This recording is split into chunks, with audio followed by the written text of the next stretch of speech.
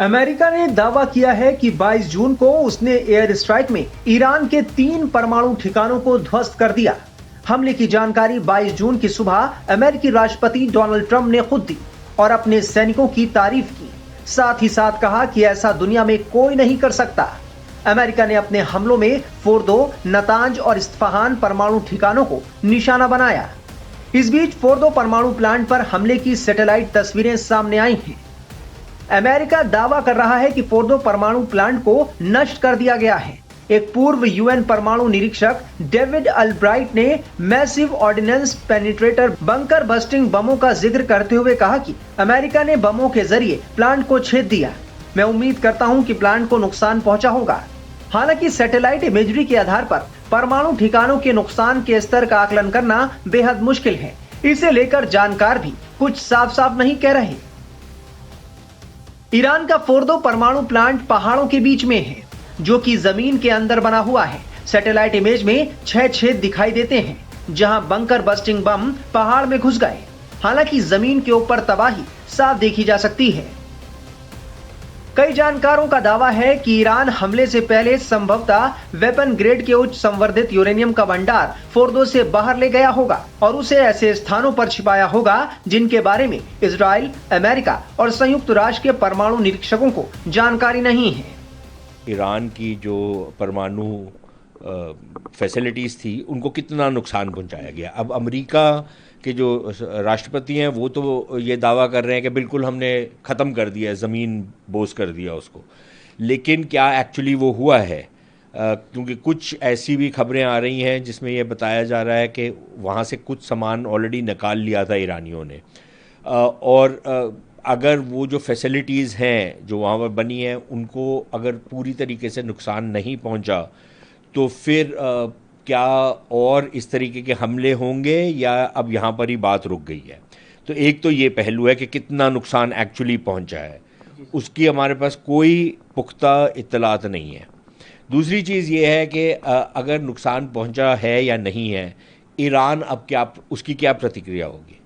क्या वो बोलेगा कि ठीक है अब आपने कर दिया जो करना था, अब हम मेज़ पे जाते हैं और इस मामले को सुलह सफाई से सुलझाते हैं, या ईरान कहेगा कि नहीं अब अगर आपने क्योंकि हमारे ऊपर हमला करा तो अब हम उसका बदला लेंगे, और जैसे कि वहाँ से बयान आ रहे हैं कि अब ये कभी ख़त्म होने वाली युद्ध बन गया है, क्या वो उस रास्ते पे जाएंगे? अगर वो उस रास्ते पे जाते हैं तो फिर उनके पास क्या विकल्प हैं? उनके पास कोई सेना जो है, तो ये तो ऐसे ही अब युद्ध है जिसमें सेनाओं का तो इस्तेमाल ही नहीं होता। यहाँ तो हवाई जहाज़ और मिज़ाइल्स और नॉन कॉन्टैक्ट वॉरफेयर जिसको बोलते हैं वो हो रहा है। तो ईरान के पास कुछ मिज़ाइलें हैं, वो क्या सिर्फ इजराइल के ऊपर दागेंगे कि या वो अमरीकी जो अड्डे हैं उनके ऊपर भी दागेंगे? अमरीकी जो युद्धपोत हैं समुद्र में उनके ऊपर दागेंगे? और अगर वो ये करते हैं तो फिर अमेरिका किस तरीके का प्रहार करेगा उनके ऊपर? तो ये भी एक बहुत बड़ा सवाल है। और इसी के साथ साथ अगर वो अमरीकी अड्डों के ऊपर जो बाकी अरब दुनिया में है वहाँ पर अगर हमला करते हैं तो क्या ये जो युद्ध है ये और ज़्यादा इसका फैलाव होगा या नहीं होगा? मेरे ख्याल ये बहुत सारे सवाल हैं जिसका किसी के पास अभी जवाब नहीं है। एक और जो चीज़ ईरान कर सकता है वो ये है कि जो स्ट्रेट ऑफ हॉर्मुज़ है, जहाँ से दुनिया का बहुत सारा तेल जो है, लगभग 30-35% जो दुनिया का तेल है समुद्री रास्ते से सारी दुनिया में फैलता है, अगर वो वहाँ पर कोई अड़चन लगाता है या रोक देता है या उस सारे वाटरवे को ब्लॉक कर देता है तो फिर तो सारी दुनिया के ऊपर असर पड़ता है, भारत के ऊपर भी असर पड़ता है। हमारे लिए एक तो ये है कि तेल उपलब्ध होगा कि नहीं होगा। अगर तेल की उपलब्धि हम कर भी लें और देशों से, रूस से, आप अंगोला से या नाइजीरिया से, इंडोनेशिया से, वेनेजुएला से, और बहुत सारे देश हैं जहाँ से हम तेल ले सकते हैं, लेकिन फिर उसका दाम कितना बढ़ेगा? अभी भी दाम बढ़ चुका है तेल का, लेकिन अगर तेल का दाम आसमान को छूना शुरू कर देता है तो फिर तो हमारी अर्थव्यवस्था पे बहुत बुरा असर पड़ेगा। सिर्फ हमारी पे नहीं पड़ेगा, सभी पे पड़ेगा। सारी विश्व की जो अर्थव्यवस्था है वो चरमरा जाएगी।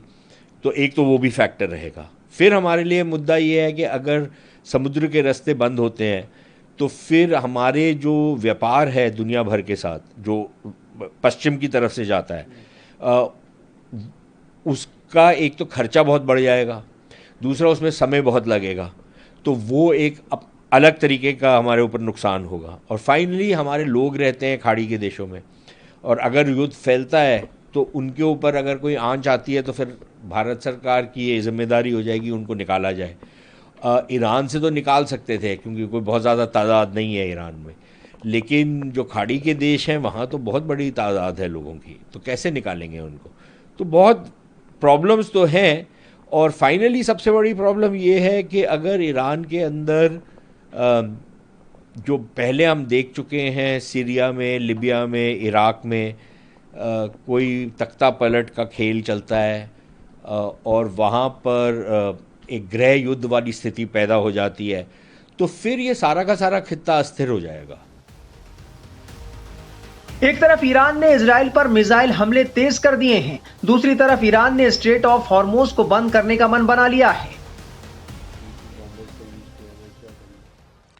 21 जून की रात को अमेरिका ने जो ईरान के 3 न्यूक्लियर साइट्स के ऊपर हमला किया है, इससे जो भी इजराइल और ईरान के बीच लड़ाई चल रही है उसमें एक नई दिशा आ गई है और लड़ाई भड़कने की जो है एक चांस बढ़ गई है, क्योंकि अमेरिका की डायरेक्ट इन्वॉल्वमेंट जो है वो शायद ईरान ही नहीं कई और देश भी इसको बर्दाश्त ना करें।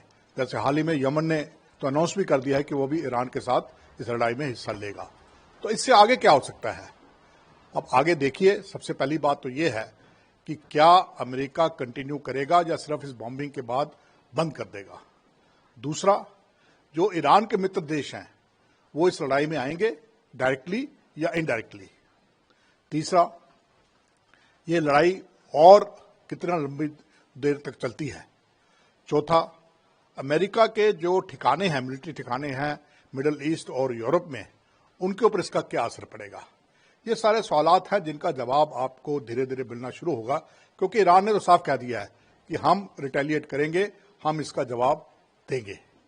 सबसे बड़ा नुकसान जो होने वाला है मुझे लगता है वो है ग्लोबल कम्युनिटी को, क्योंकि इससे एक तो अस्थिरता जो है वो बढ़ेगी और दूसरा जो तेल की कीमतें हैं वो आसमान छूने वाली हैं।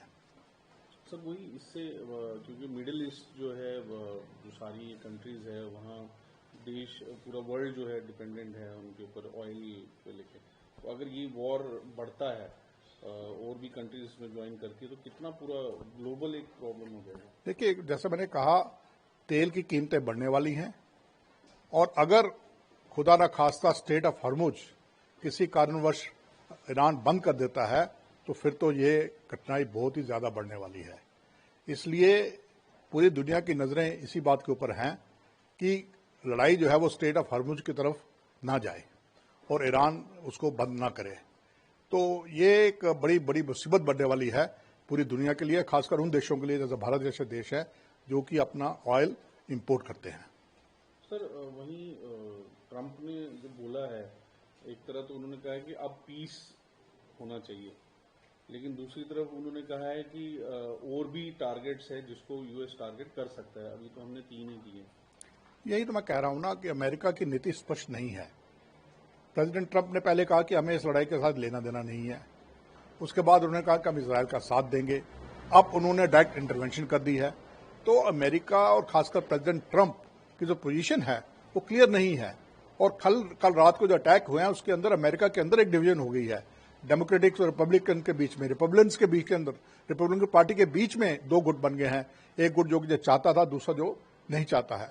तो इस तरह से अमेरिकन पॉलिटिक्स के अंदर भी और अमेरिका की जो पॉलिसी है उसके ऊपर भी क्वेश्चन मार्क है। ईरान की ओर से स्ट्रेट ऑफ हॉर्मोज को बंद करने से कहीं ना कहीं पूरी दुनिया की मुश्किलें बढ़ सकती हैं। ओपेक के सदस्य सऊदी अरब, ईरान, संयुक्त अरब अमीरात, कुवैत और इराक एशियाई देशों को अपने ज्यादातर कच्चे तेल का निर्यात इसी जल डमरू मध्य के माध्यम से करते हैं। ईरान हॉर्मूज को बंद करता है तो इससे तेल और गैस की कीमतें बढ़ना तय हैं। इसका असर बाकी चीजों पर भी पड़ेगा। वो तो कहेंगे ही, क्योंकि उनका तो स्टेटेड एम ही इस लड़ाई का यही है कि ईरान की न्यूक्लियर फैसिलिटीज को तबाह करना है। तो उनकी तरफ से तो ये कहा जो शाबाश दी गई है अमेरिका को, वो दुरुस्त है। लेकिन ईरान ने जो कहा है वो भी चौंकाने वाली बात है। ईरान ने कहा है कि हमने वहां से पहले ही अपने जो वहां पे न्यूक्लियर हमारी एसेट्स थी हमने वहां से हटा ली थी, इसलिए वहां कोई नुकसान नहीं हुआ है। तो फिर फायदा क्या हुआ इस स्ट्राइक